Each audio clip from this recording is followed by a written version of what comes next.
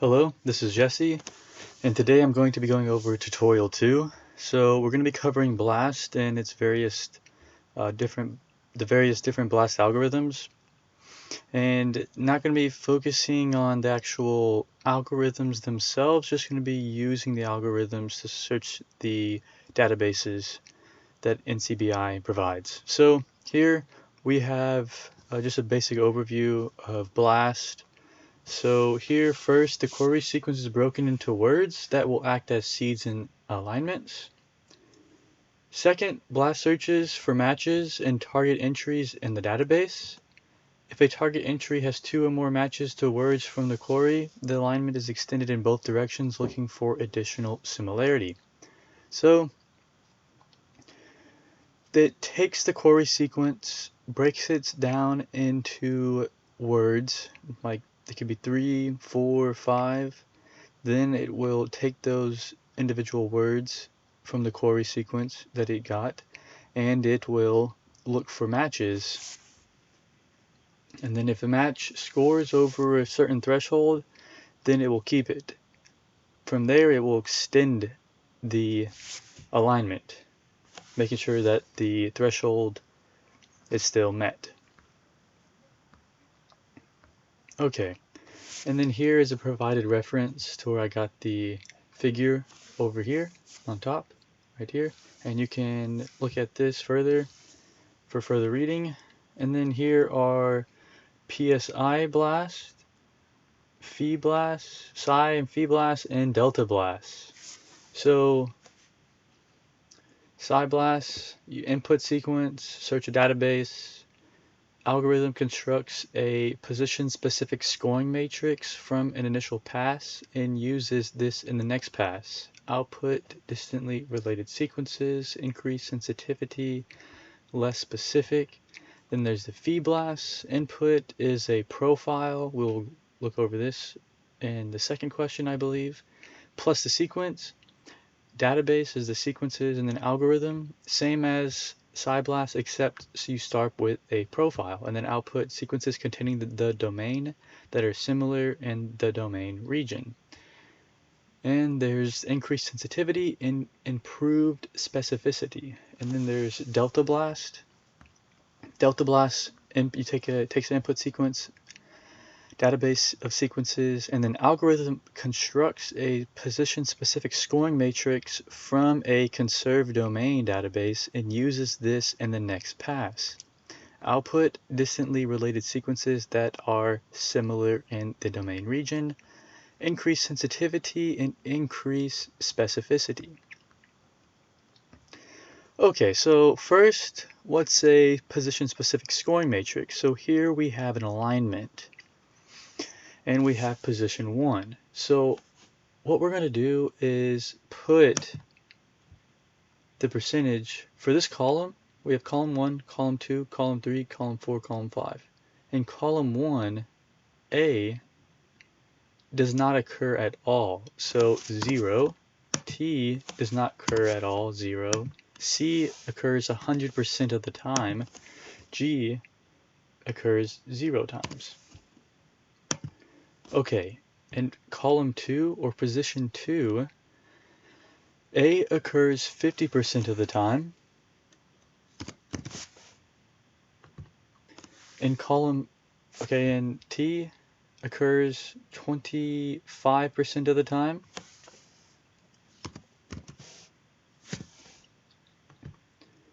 C occurs 0% of the time.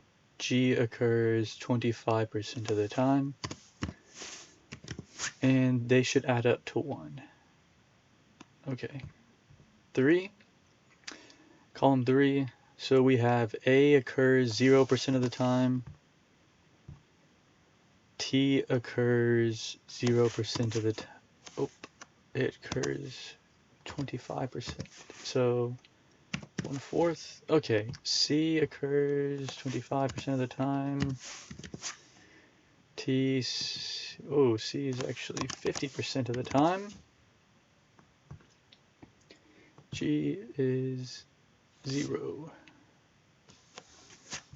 A occurs, I made some mistakes over here. Okay, so 25, let me just do this again. A, column 3, A is 25. Okay, good. T is 25, C is 50. Okay, there's no G's. Okay, next, A, 50%.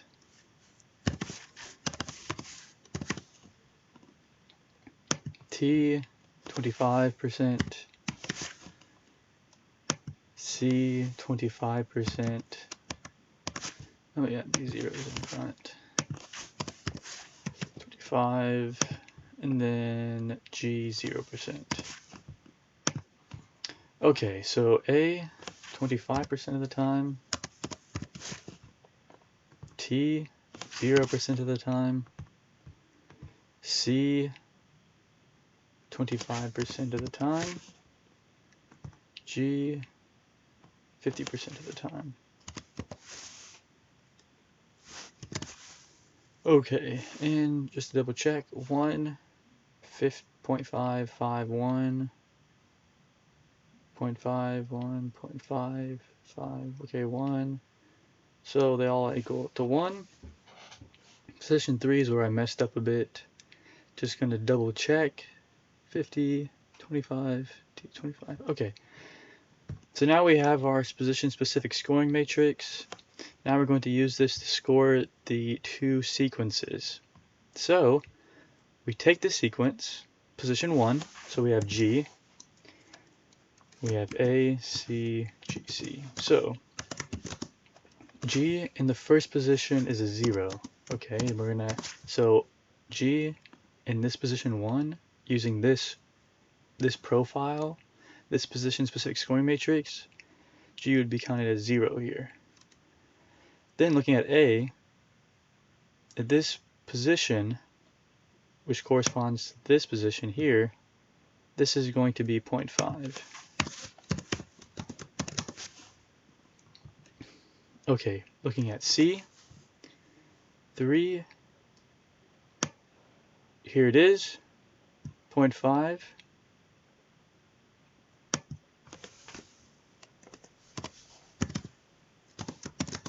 Then we have, so we have 0, A, C, then we have G.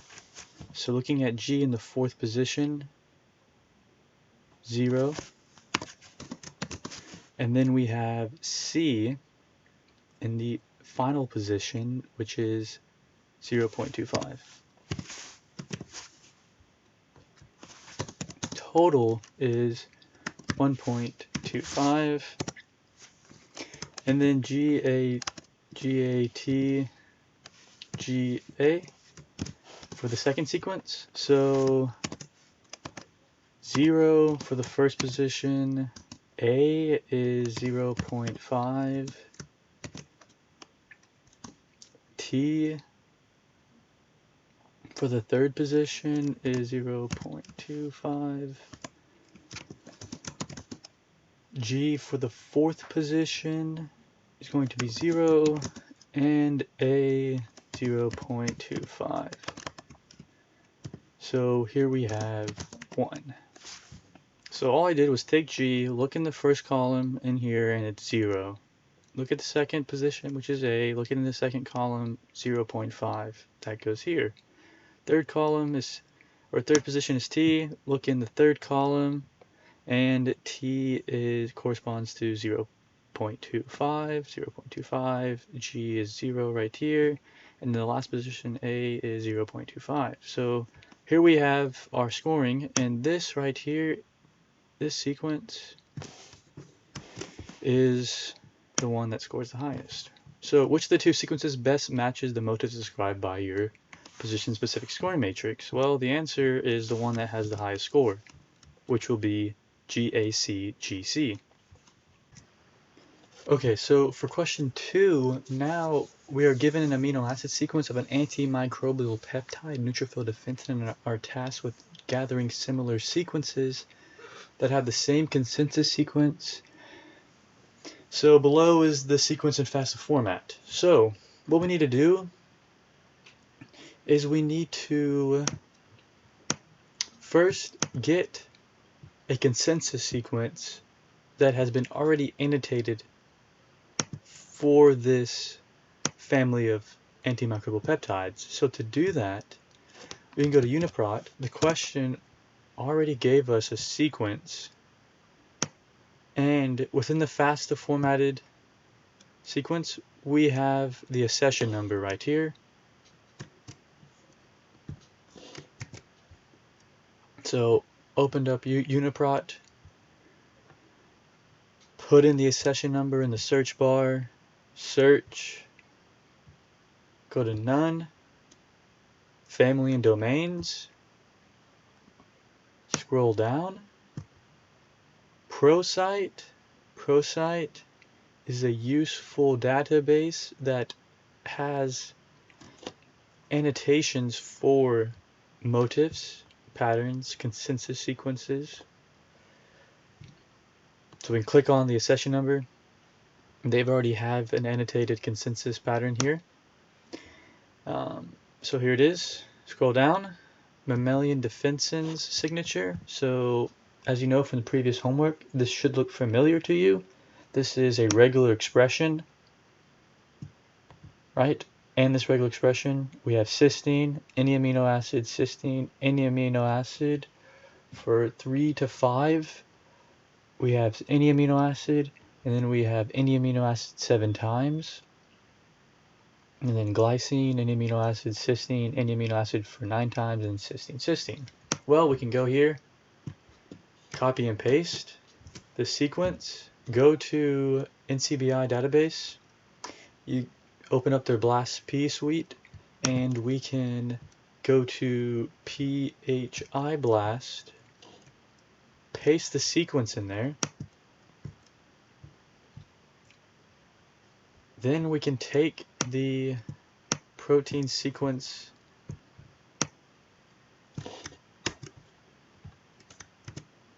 paste it into the query box. Now we have a pattern here, and then we can click submit, but I'm going to limit the results to 100 so I don't have to wait as long. Blossom 62. So in this case, we're going to automatically adjust parameters for short input sequences. Do that. Okay. Alright, so now we're going to do a blast search.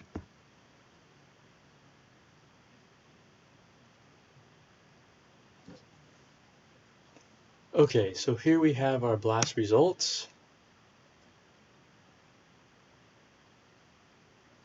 Here we have our top result.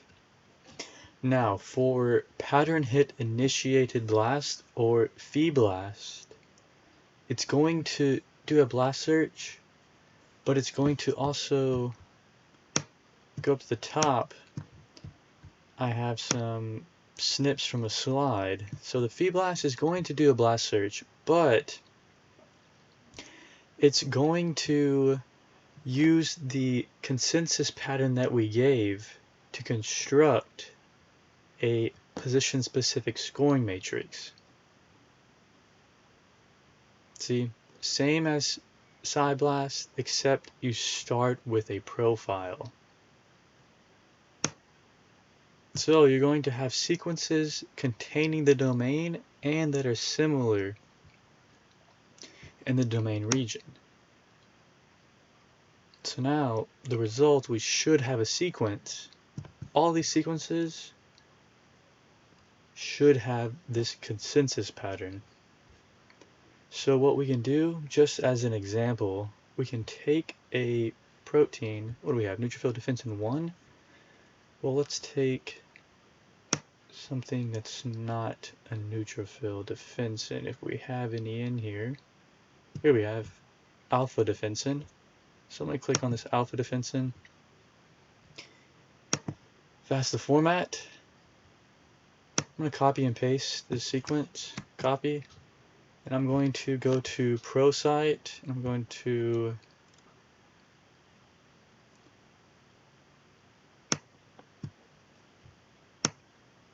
click on Submit Protein Sequences and Motifs to scan them against each other. So what I'm going to do is I'm going to use ProCite, and I'm going to input the protein sequence that I just got from NCBI. Then I'm going to use this pattern. Whoa, I don't know what happened there.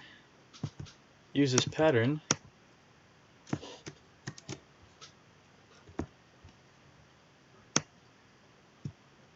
Enter it here, and then I'm going to click Submit.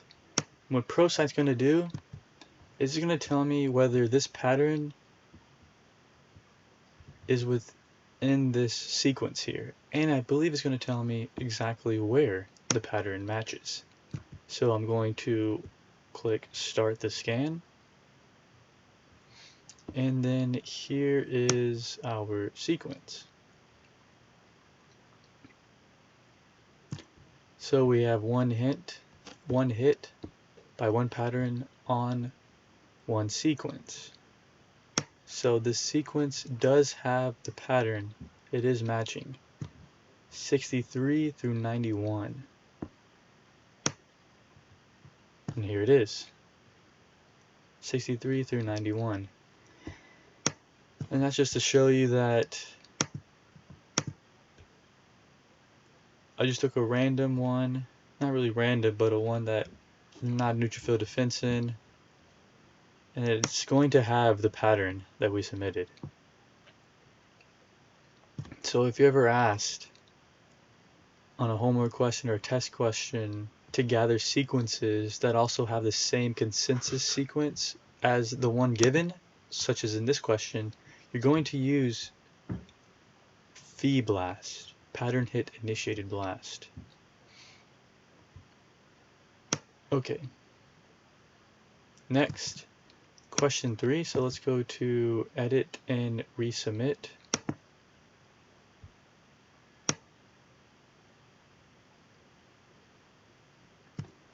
Okay, so on your own for practice, explore the workings of PsyBlast and Delta Blast. So with PsyBlast, as I went over in the beginning, PsyBlast constructs a position-specific scoring matrix from an initial pass and uses this in the next pass.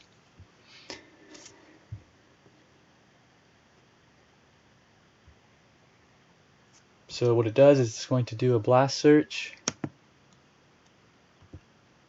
gather those sequences that meet the threshold from the initial blast search, construct a position-specific scoring matrix, create a pattern based off of that, and use that pattern in the next iteration to get new sequences that might not have been found in the first pass. So I already have an instance of a PsyBlast open. All you do is just take the sequence, copy and paste it, click the PsyBlast algorithm,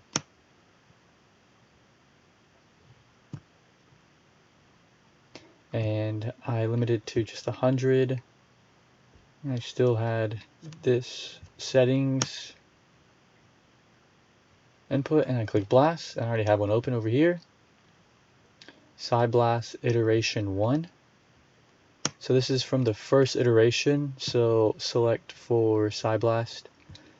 So these are the sequences that were used to construct the position-specific scoring matrix. And this protein synthesizes THC, a psychoactive drug. Okay, so here we get our results, but something that we can do new here that we can't do in a normal blast search or a quick blast search is we can run iterations. So this is from the first results of doing a blast search. Now we can use these sequences. It's going to construct a position-specific scoring matrix and use that position-specific scoring matrix to score and possibly find other sequences. So I'm going to run the second iteration here. While that's happening, I'm going to also show you the delta blast. So here with the delta blast search, I already did a blast search, a delta blast search. I just created a data, I just created a blast search here. So all I did was click on delta blast and I submitted my protein sequence. And then I clicked on 100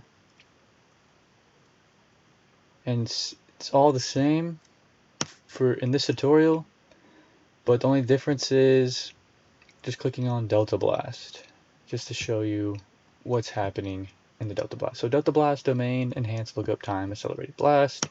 So here's our results. So as discussed at the beginning, delta blast is done with the input sequence, which is the protein that is synthesizing THC, and then we're searching against a database. The algorithm constructs a position-specific scoring matrix from a conserved domain database. So it's just a database of already known domains. Then what it's going to do is use that conserved domain database position-specific scoring matrix to search against the databases, other databases, to find other sequences. So here we got some sequences back, and we can also run another iteration, just like in SciBlast. It even says run SciBlast iteration 2.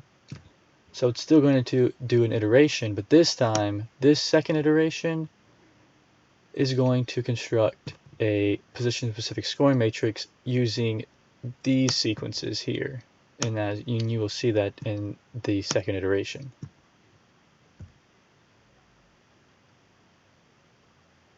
So we will run this.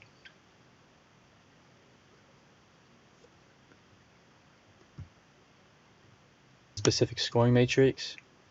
And then here we get all these new sequences that was gathered from the position-specific scoring matrix.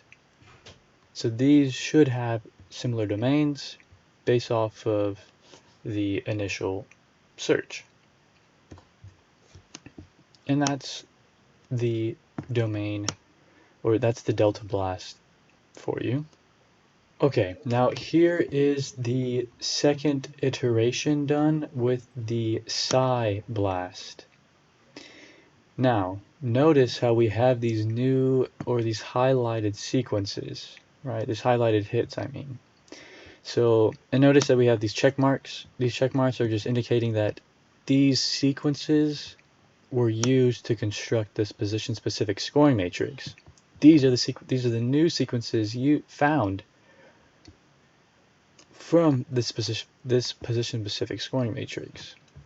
So here we can find new sequences that we might not have found from the first blast search.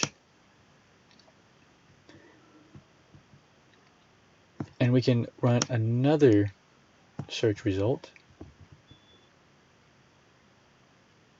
Okay, so here is the SciBlast iteration 3. And as you can notice, we just got one new sequence with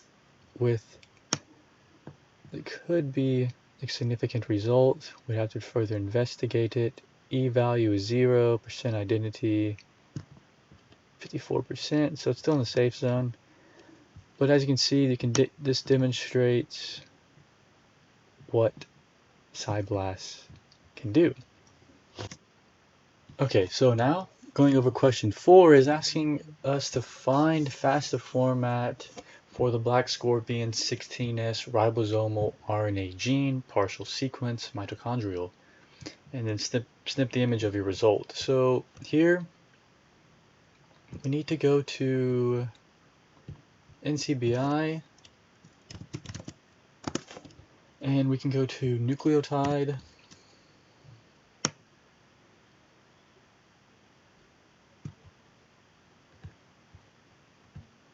We can take this sequence here, copy, paste, enter. Okay, so here we have the FASTA sequence. You can copy and paste this.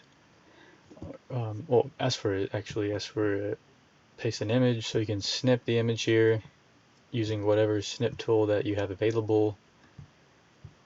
Snip, paste it here, and that's going to be the answer for question 4. Next, question 5, run the following sequence through BlastIn with default parameters. So I already have this opened. So we're going to just go to BlastIn, paste this sequence into the query box, and everything else is going to be the same. So you just leave it as default and just click blast. And then we should get our results.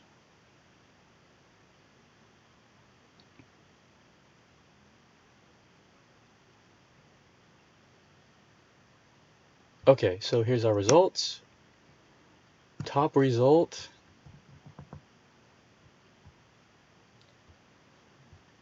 it just says one of the following, snip an image.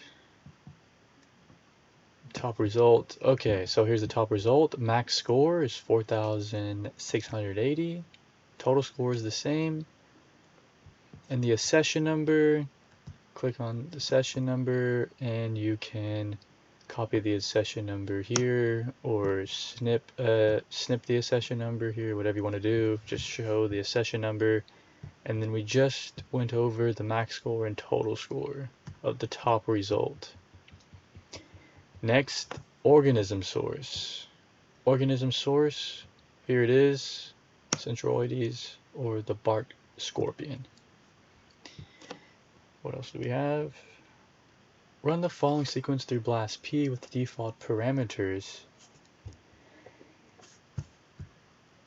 Okay, so we can go back and go open up a Blast suite, and I'm going to click on BlastP. Take this sequence, copy and paste it into the query box. This time it's asking specifically for protein blast. Default parameters for now. Okay, so we're going to click blast.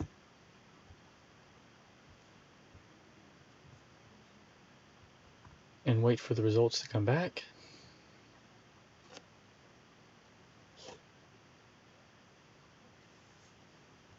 Okay, so once we get our blast results back, we can look at the top result, copy the session number. Looks like this is another scorpion. So here we can snip the top result, use whatever snip you have. E values are great, query coverage, good, max score, okay, but we can click on the session number.